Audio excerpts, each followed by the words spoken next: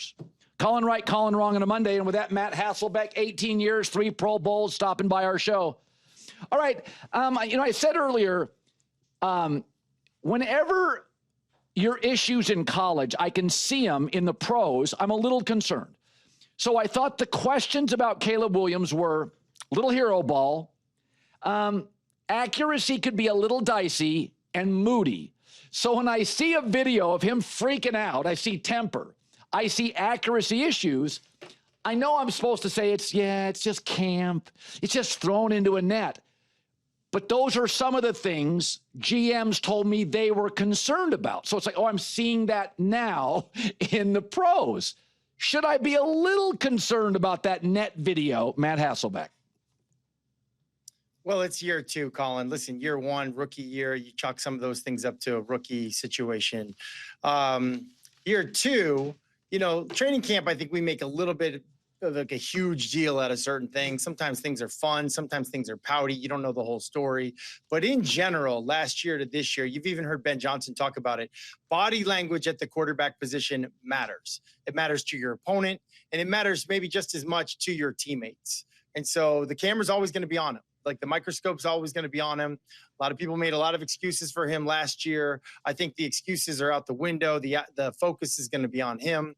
And, like I've said many times, your teammates get confidence or insecurity by how you carry yourself as a franchise quarterback.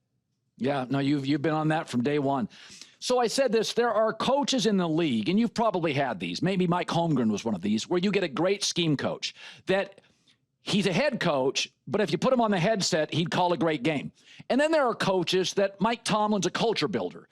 I would say Dan Campbell, Nick Sirianni, they build cultures. There is nothing wrong with that.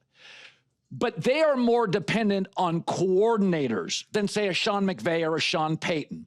Or maybe Holmgren was that. Andy Reid's a guy, it doesn't matter who his coordinator is offensively, they're fine.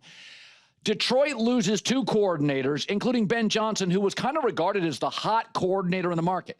I know it's the Hall of Fame game. They were a mess. 8 penalties, 5 turnovers. They look disorganized. How do I not look at that and go, that's not great? I watched Philadelphia miss on coordinators and lose 6 or 7 games off a Super Bowl year. Do I take anything off that abysmal Hall of Fame game performance? Well, you touch on a bunch of things there. Listen, culture is super important. And just because you're a good play caller doesn't mean you're going to be a head coach. But I think what you're talking about is new coordinators, 2 new coordinators, and that's a lot of change. It's a bigger deal than people realize. In terms of the preseason game, listen, it's a big deal because but it's not. It's a big deal because we got to get those things fixed.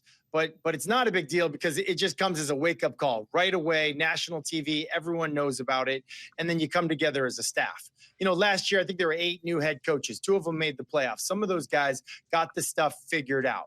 I was actually there for the Seahawks' first preseason game. It's crazy. New head coach, new coordinators. It's crazy the things that you don't get to cover in a training camp situation until you get into a game situation. Where are we doing halftime adjustments? Who's going first? Where are we going to stand on the sidelines? Who's on what headset? There's 2 lines on the headset. Are you on line A? Are you on line B? So some of those kinks got to get worked out in the preseason. That's kind of what the preseason is for.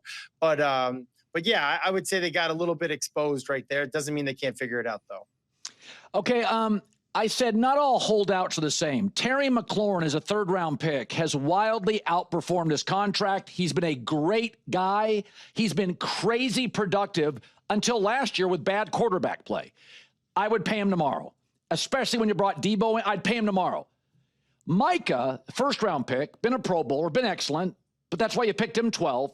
He's got a year left in his contract. I don't think he's been underpaid. I think he's been paid appropriately.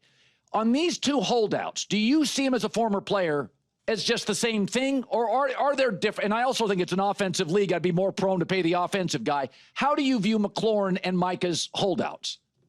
Well, McLaurin's tricky because he's so important, I think, to Jaden Daniels' success. Jaden Daniels was just incredible last year. I'm such a huge fan. He was awesome.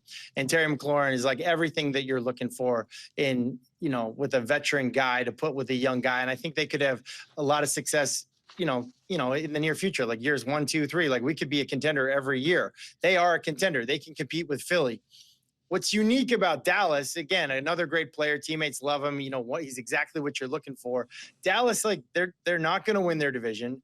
I doubt they're even second place in their division. And now you've got a real public, it just feels different in Dallas. So I'm very curious. The Cowboys Jerry Jones seems to like be fine with this kind of conflict, fine with this kind of drama, but he also doesn't seem like the kind of owner that wants to get like pushed around publicly. So, there's a part of me that says, hey, this is Micah Parsons, figure it out, close the door, include the agent. Then there's another part of me that says, hey, why don't you just punt on this year anyway? Go out and get like the most amazing draft package for next year and really start focusing this team on next year, because I really don't know that you can compete with Philly and that you can compete really with Washington and then the rest of the NFC. So, this one's a little bit tricky for me, but the gloves have come off, unfortunately, publicly. So it's gotten a little ugly. So I was golfing a couple of days ago, and I was joking with somebody. I said, whenever I hit the ball great on the range, I know I'm in trouble. and so it's like I never have any sense of how I'm going to hit going into a round based on practice or the range. In the preseason, what is something in your 18, 19 years, Matt, that carried over? Like if you did it well in preseason, it did carry over. And are there things that you thought you had mastered in preseason and it meant nothing by the opening kickoff? Yeah, you're absolutely right, Colin. I think run game, I look at the Baltimore Ravens. I think they're a great preseason team. Part of that is they're great at the run game. That's a commitment that they have. They've got a great culture when it comes to that. They know how they do things. But, to your point, there were teams that we would play in the preseason. I'll use the Chicago Bears when they were great with like Brian Urlacher and those guys. They're a zone team. It really didn't matter who the defensive coordinator was calling for. They were a zone team. But in the preseason, they would play so much man coverage because their scouts wanted to get a look at, hey, what kind of guys do we have in the secondary? Like, we're not going to call a lot of man coverage in the season, but we are on purpose doing something that puts our team at a disadvantage. We need to know who can play man occasionally when we want to bring a blitz and stuff like that. So there's not a lot of scheming up. And there's not always calling what you're best at. Sometimes you're even setting up your week one opponent. But those are two examples of things that I think can be a little bit of fool's gold if you're trying to evaluate what a team's going to be when you just watch them in the preseason. Oh, that's interesting. Finally, I want you to tell me the difference. I always feel that a quarterback under center, when he goes back, gets to watch the defense. When it's a shotgun, you have to watch the ball. And you lose that half a second of watching your safeties react. So Sean Payton would like Bo Nix to be under center more than last year. You tell me, is that something you can elevate quickly? Is there, or for a guy that maybe Bo in Auburn and Oregon he's taken the shotgun snaps? Tell me the transition, how much that matters for a young quarterback like Bo Nix. Yeah, it's a real thing. And I trust Sean Payton wholeheartedly. I think Bo Nix is going to do a great job. I think that's a team I would buy right now. I mean, I love that. Listen, Bill Walsh, Joe Montana, they love to be under center. Almost never were they in shotgun. I actually believe it was, I forget the years, maybe like 2005, maybe for us in Seattle, 2005, when we finally put the shotgun in. We got exposed, obviously, or ironically, against the Chicago Bears, Urlacher, Briggs in the A-gap, and we had no choice but to go shotgun. But it is a huge advantage for the quarterback at the snap with your hands already on the ball and then your eyes on the free safety. Your eyes on the free safety tell you so much.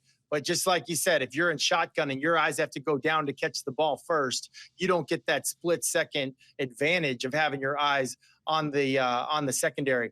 Never mind the fact the run keys that you're not giving away when you're running back in shotgun is offset to the right or to the left. So Sean Payton knows what he's talking about, and he sees an opportunity. If he can get his young quarterback to get comfortable under center the way that he did with Drew Brees, then he thinks that his offense can even take a bigger step with run game, play action to the run, and then using their tight end, a guy like Evan Ingram. That could be huge for them this year.